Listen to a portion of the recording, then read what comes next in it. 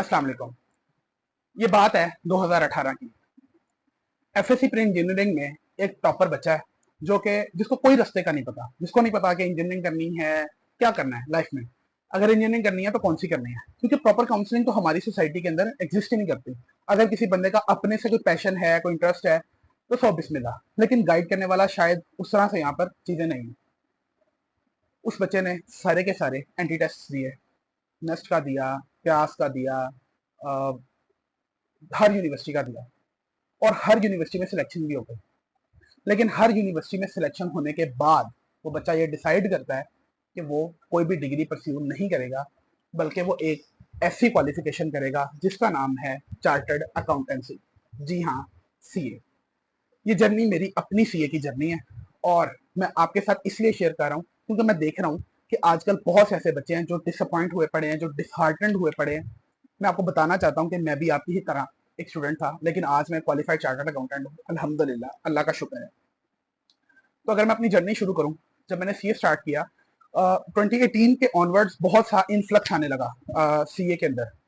लेकिन अगर मैं अपनी बात करूं प्योरली, तो मैं किसी को देख कर नहीं आया था, मैं खुद से अपना डिसीजन करके आया था कि मुझे कुछ डिफरेंट करना है और मुझे सीए करना है। उस टाइम के ऊपर मुझे जो भी मिलता था, मेरे जो टीचर्स थे एफएससी के, इवन जो मेरे जहां से मैंने एफएससी की थी उस कॉलेज के जो वाइस प्रिंसिपल थे, सब लोग वो ये कहते थे कि क्या सीए करने लगे हो, सर पे बाल नहीं रहेंगे, देख लेना। यार ये तो होता ही नहीं है। यार तुम सीए करने लगे हो, यार मतलब 15 साल तो लगेंगे ना कम से कम। अब यकीन करें कि मेरे एक मेंटोर हुआ करते थे, जिनसे मैं इंस्पिरेशन लिया करता था। मैंने अपने उन टीचर से पूछा और उन्होंने मुझे स्ट्रिक्टली मना कर दिया कि यार सीए का डसा तो पानी भी नहीं मांगता। और उसके बाद मैंने क्या किया, मैंने वही किया जो मुझे करना था। मैंने नर्स का एडमिशन साइड पे रखा और सीए स्टार्ट कर दिया। 2018 विंटर के अंदर मेरी पहली अटेम्प्ट थी एएफसी की। उस पहली अटेम्प्ट के अंदर मैंने 4 के 4 पेपर्स क्लियर कर लिए, लेकिन वो कोई बहुत बड़ी बात नहीं थी। एएफसी के एग्जाम्स इजी होते हैं, आप सबको पता है। उसके बाद मैंने कैफ की पहली अटेम्प्ट थी, बीएमबीएस। 2 माह का टाइम था, क्रैश अटेम्प्ट थी, दैट वाज स्प्रिंग 2019। उस टाइम मैंने 2 माह में बड़ी मुश्किल से सिलेबस कवर किया और जो भी करके पेपर दिया, और अल्हम्दुलिल्लाह मेरा वो पेपर क्लियर हो गया। इन द मीन वाइल, क्योंकि मैं एफएससी में बहुत टॉपर था, तो मुझे एक स्कॉलरशिप मिल गई, CA talent scholarship. CA talent scholarship का ये होता है कि उसका पहले एक पेपर होता है।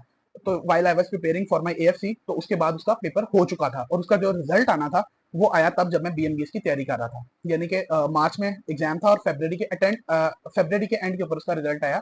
अब ये था कि मेरी जितना भी सीए के अंदर एक्सपेंसेस थे, फी थी, वट एवर, वो फ्री थी, और उसके साथ साथ I was getting stipend from I cap. और उसके अलावा अगर मैं किसी दूसरी शहर के अंदर जाके हॉस्टल में रहता हूँ तो मुझे उसकी हॉस्टल अलाउंस भी आई कैप पे करेगा। इससे मुझे बहुत ज्यादा मोटिवेशन मिली। उसके बाद जब मैं अपनी पहली रेगुलर कैफ की अटेम्प्ट करने लगा, तो मेरे माइंड में बड़ा क्लियर था शुरू से ही कि मैंने 4 पेपर्स अटेम्प्ट करने हैं। मैंने जो पेपर्स ऑप्ट किए उस टाइम होते थे कैफ के अंदर, अब तो कैफ का स्ट्रक्चर चेंज हो गया है। उस टाइम जो पेपर्स हुआ करते थे वो मैंने उठाए इंट्रो, इको, लॉ। और जो चौथा पेपर उठाने में मुझे बहुत ज्यादा मसला हो रहा था। कोई मुझे कहता था आप FAR 1 उठा लो, कोई मुझे कहता था कि नहीं नहीं FAR 1 ना उठाओ, आप साथ ऑडिट उठा लो, कोई कुछ कहता था। खैर, तो मुझे ये लगा कि मुझे टैक्स का पेपर ऑप्ट आउट करना चाहिए। मुझे बहुत से लोगों ने उस टाइम भी मना किया कि तुम 4 पेपर्स के साथ मत जाओ, फेल हो जाओगे, एक भी पास नहीं होगा, ये हो जाएगा, वो हो जाएगा, वट एवर। लेकिन मुझे पता था कि यार मैं कर सकता हूँ, क्योंकि मैंने शुरू से ये देख लिया था कि सीए के अंदर मोस्टली वो लोग आ रहे होते हैं जिनका कहीं एडमिशन नहीं हो रहा था, और वो मतलब शायद उतनी मेहनत नहीं कर पा रहे होते, या शायद वो उस तरह से पढ़ाई को सीरियस नहीं ले रहे होते। तो मुझे पता था कि मैं कमिटेड हूँ, मेरे अंदर कमिटमेंट है, तो मैं कर जाऊंगा। जब मेरी पहली कैफ की रेगुलर अटेम्प्ट का रिजल्ट आया, तो मैंने वो चारों पेपर्स क्लियर कर लिए फर्स्ट अटेम्प्ट के अंदर। अब थी मेरी कैफ की क्वालिफाइंग अटेम्प्ट, और वो थी स्प्रिंग 2020। स्प्रिंग 2020 के अंदर मेरे जो आखिरी 4 पेपर्स थे कैफ के, that was FAR 1, FAR 2, cost and audit. और आप यकीन करें कि उस टाइम मैं अपना जो I had lost my self during that time, और मुझसे पढ़ा नहीं जाता था। मुझे ऐसा लगता था कि यार सीए में क्या ही रखा है, एंड मतलब मैं बहुत ज़्यादा डिसअपॉइंट होना शुरू हो गया था। और क्योंकि सीए के अंदर जो सोशल लाइफ है वो कोई बहुत अच्छी नहीं है ड्यूरिंग योर सीए इंटरफेस, क्योंकि आप मतलब उस तरह से जब आप देख रहे होते हैं अपने दोस्तों को जो यूनिवर्सिटी लाइफ में एंजॉय कर रहे होते हैं, तो आपको उस तरह से अपनी कैरेक्टर बिल्डिंग का या बहुत ज्यादा ग्रूमिंग का मौका नहीं मिल रहा होता, आपको बहुत ज्यादा लोगों के साथ उस तरह से इंटरेक्ट करने का मौका नहीं मिल रहा होता। जो कि अब क्वालिफाई करने के बाद, चीजों को एक्सप्लोर करने के बाद, मैं खुद लोगों को गाइड कर रहा हूँ कि प्लीज निकलो और अपने आप को ग्रूम करो खुद से, क्योंकि सीए के अंदर कोई भी आपको हाथ पकड़ के ग्रूम नहीं करेगा। खैर, उसके बाद despite being all that those things, मैंने एंड वाले 2 माह के अंदर बहुत अच्छे से प्रिपरेशन की और पेपर्स दे दिए। और अल्हम्दुलिल्लाह स्प्रिंग 20 का जब रिजल्ट आया तो उस टाइम मैंने सीए इंटर फ्लाइंग कलर्स के साथ सिर्फ 1.5 साल के अरसे में क्वालिफाई कर लिया। यहाँ से एक बहुत ज्यादा bright side of my CA journey खत्म हो जाती है और यहाँ से जो डल साइड है वो शुरू हो जाती है। क्योंकि सीए इंटर के बाद जब मेरा सीए इंटर हुआ, मुझे उस टाइम नहीं पता था कि जो आर्टिकलशिप है उसको ढूंढना कितना मुश्किल है, इंडक्शन करवाना किस कदर मुश्किल टास्क है, ये मुझे नहीं पता था। हमें तो ये लगता था कि हम कैफ करके हटेंगे और फर्म्स जो है ना वो इजीली हमें इंडक्ट कर लेंगे। एक तो आर्टिकलशिप के लिए इस टाइम इनफ्लक्स बहुत ज्यादा है और वैकेंसीज बहुत कम है। ये इशू तो आज से 5-6 साल से एग्जिस्ट कर रहा है, जो आपको कोई नहीं बताएगा। दूसरा मसला, उस टाइम के ऊपर लॉकडाउन चल रहा था, कोविड चल रहा था और दुनिया की बहुत कम फर्म्स हैं जो हायर कर रही थी। Big four was not even hiring, big four तो हायर ही नहीं कर रही थी। मई के अंदर रिजल्ट आता है और उस टाइम क्योंकि इनिशियली लॉकडाउन था तो सब कुछ बंद था, बंद पड़ा हुआ था। उस टाइम के ऊपर मेरा ख्वाब था बिग फोर में जाने का, जो टूट गया क्योंकि बिग फोर हायर ही नहीं कर रही थी। वो जो ख्वाब था बिग फोर से आर्टिकल्स करने का वो चकनाचूर हो गया और वहां से मुझे रियलिटी चेक्स मिलना शुरू हो गए। मतलब आप यकीन करें, सी इंटर क्वालिफाई करने के बाद जब मैं फर्म्स में जाता था और मुझे वहां से कोई पॉजिटिव रिस्पॉन्स नहीं मिलता था, उसमें मेरे अपने भी कुछ ब्लंडर्स थे जिसके ऊपर मैं गाहे बगाहे बात करता रहता हूँ। और मैं एक उसके ऊपर भी सेपरेट वीडियोस बनाऊंगा कि मैंने क्या ब्लंडर्स किए उस टाइम जब मैं आर्टिकलशिप ढूंढ रहा था। लेकिन वो टाइम बहुत मुश्किल था। वो सीए इंटर को फ्लाइंग कलर्स के साथ सारे के सारे पेपर्स को फर्स्ट अटेम्प्ट में पास करने के बाद जब आपको पता चले कि आपकी तो कहीं इंडक्शन ही नहीं हो रही क्योंकि आपके पास रेफरेंस नहीं है, क्योंकि आप अपनी सीए इंटर की स्टडीज के दौरान उस तरह से नेटवर्किंग ही नहीं कर सके, तो आपको आपके पैरों के नीचे से जमीन निकल जाती है कि अब क्या होगा। उस टाइम पे बिग फोर बिग टेन कोई भी हायर नहीं कर रहा था। इवन लोग डाउन साइजिंग की तरफ जा रहे थे, लोगों को निकाला जा रहा था। मैं ये नहीं कह रहा कि सीए के लोगों को निकाला जा रहा था, ओवरऑल इकोनॉमी के अंदर लोगों को निकाला जा रहा था, लोग अपनी जॉब्स खो रहे थे। मतलब that was a completely disappointing time for me. मतलब बहुत ज्यादा डिमोटिवेट हो गया था उस टाइम में। जो मैं आजकल के बच्चों को देख रहा हूँ, मैं भी उस टाइम इसी तरह से बहुत ज्यादा डिमोटिवेट हो गया था, डिप्रेशन में चला गया था। फिर उस टाइम पे मेरे पास एक पाथवे आया और वो एक ये था, एक रास्ता तो ये था कि मैं 6 माह मजीद वेट करूँ, 6 माह मजीद वेट करके जब दोबारा से साइकिल शुरू हो इंडक्शन का तो मैं बिग फोर में दोबारा से ट्राई करूँ और अपने आप को बिग फोर में इंडक्ट करवा दूँ। एक रास्ता ये था। दूसरा रास्ता ये था कि मैं अपने शहर में रहते हुए किसी एसएमपी को ज्वाइन कर लूँ और एसएमपी में क्वालिफाई करने के बाद अपना जो करियर है उसको बिग फोर से स्टार्ट कर लूँ। सो आई थॉट कि 6 माह वेस्ट करूंगा, मेरी अटेम्प्ट भी डिले हो जाएगी फर्दर और उसके साथ साथ 100 तरह के मसले मसाइल आएंगे। मैंने फर्म को ज्वाइन कर लिया, एक एसएमपी को ज्वाइन कर लिया। मैं नाम नहीं लूंगा क्योंकि दैट इज अनएथिकल। मैंने एक एसएमपी को ज्वाइन कर लिया अपने ही शहर के अंदर और वहां से आर्टिकल्स को स्टार्ट कर दिया। एसएमपीज के भी अपने मसाइल हैं, खैर उसके अंदर हम सेपरेटली बात करेंगे कि एसएमपी स्पेसिफिक क्या इश्यूज होते हैं। I was struggling in articles क्योंकि मेरे लिए वो जो एक ड्रीम था वो शटर हो चुका था, बिग फोर में काम करने का, बिग फोर से आर्टिकल्स करने का और एसएमपी में अपने आप को देखना ही। मतलब मैं उस चीज को डाइजेस्ट नहीं कर पा रहा था। मेरे जो फर्स्ट 6 मंथ से आर्टिकल्स थे वो दैट वर डिवास्टेटिंग। मैं ऑफिस भी नहीं जाया करता था, मैं बहुत छुट्टियां करता था और मतलब उसकी वजह से बहुत मसले मसाइल हुए मेरे साथ। बट दैट वाज बिकॉज कि मेरी जो एक्सपेक्टेशन थी वो हाई टू थी। उसके बाद वक्त गुजरता गया और मैं अपनी पहली अटेम्प्ट की तैयारी करता रहा। सीए फाइनल के एग्जाम्स के हवाले से उस टाइम पे गाइडेंस इतनी ज्यादा अवेलेबल नहीं थी, तो वही हुआ जिसका डर था। मैंने एक दफा फिर से 4 पेपर्स का ऑप्ट आउट किया। इस दफा मैंने कोई बहुत अच्छे से पढ़ाई नहीं की थी और यहाँ आता है वो टर्न जिसने मेरी लाइफ को काफी हद तक चेंज किया। मैं अपनी लाइफ में पहली दफा फेल हुआ और सिर्फ फेल नहीं हुआ, बुरी तरह से फेल हुआ। मैंने 4 एग्जाम्स अटेम्प्ट किए थे सीए फाइनल के और मेरे चारों के चारों फेल हो गए।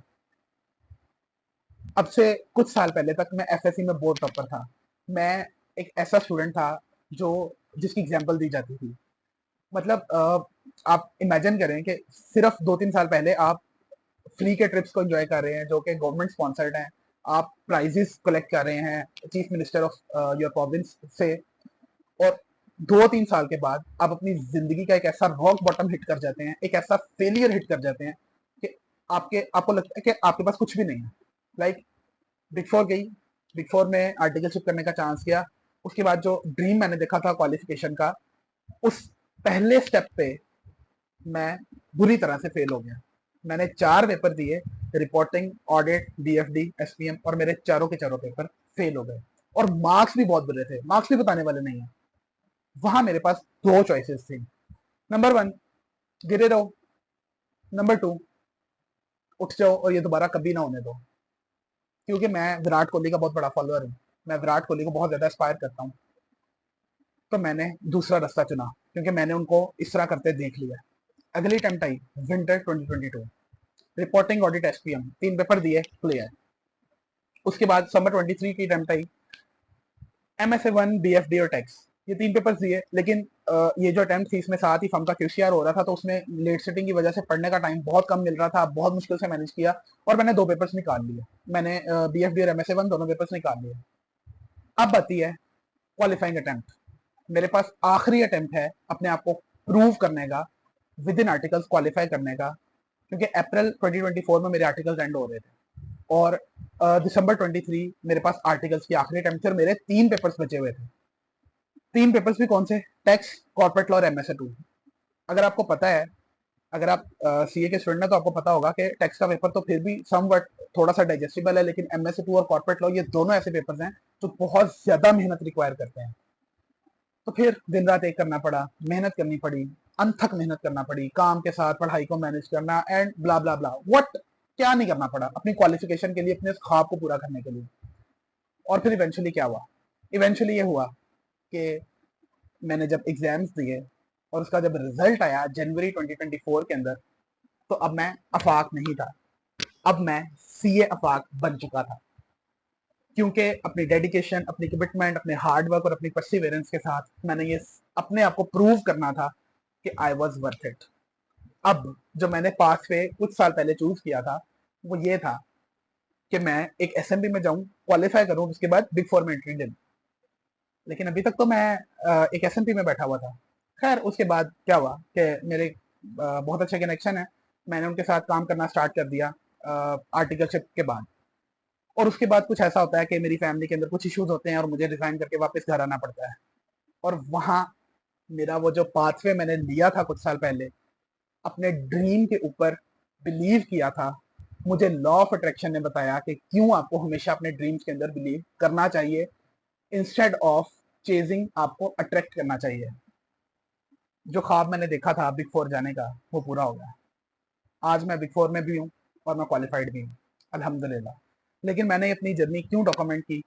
मेरा अपनी इस जर्नी को डॉक्यूमेंट करने का मकसद ये था कि मैं बहुत से ऐसे बच्चों को देख रहा हूँ जो इंडक्शन ना मिलने की वजह से बहुत ज्यादा परेशान है, बहुत ज्यादा डिसअपॉइंटेड है, बहुत ज्यादा डिसहार्टन है। मैं आप सबको ये बताना चाहता हूँ कि प्लीज काम डाउन, कुछ नहीं होगा, कुछ टाइम के बाद आपको आर्टिकलशिप मिल जाएगी। आपको अगर किसी बहुत बड़ी फर्म में नहीं मिल रही तो छोटी से छोटी फर्म में आ जाओ। क्वालिफिकेशन इज द मेन जो चीज है ना, वो आपकी क्वालिफिकेशन है। जब आपके नाम के साथ एसीए का टैग लग जाता है ना, तो फिर बहुत सी चीजें बैकफुट के ऊपर चली जाती हैं, फिर बहुत सी चीजें मैटर नहीं करती। यकीन करें, अपने ऊपर बिलीव करें, और अपनी क्वालिफिकेशन के ऊपर कंप्रोमाइज मत करें। आर्टिकलशिप के लिए कंप्रोमाइज करना पड़ता है, कर लें, लेकिन क्वालिफिकेशन फर्स्ट।